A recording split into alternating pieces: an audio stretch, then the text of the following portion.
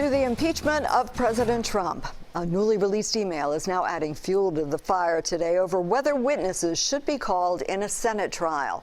CBS 4's Skylar Henry is at the White House with more.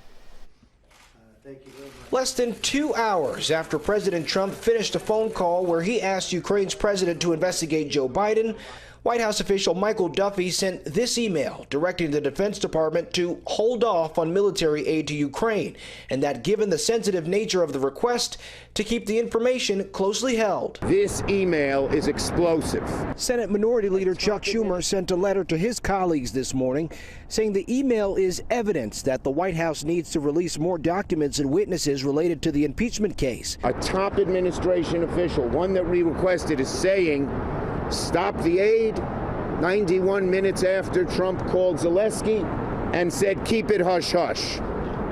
What more do you need? A White House official tells CBS News the email was one of several related to Ukraine aid and that the hold was in place before the July 25th phone call.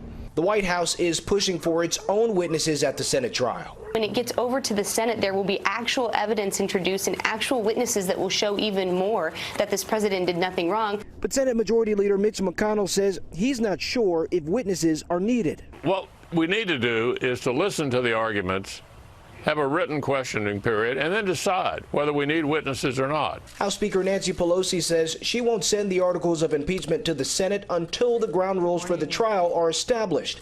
President Trump slammed Pelosi on Twitter, accusing the Speaker of crying about fairness in the Senate and saying she will lose Congress in the next election.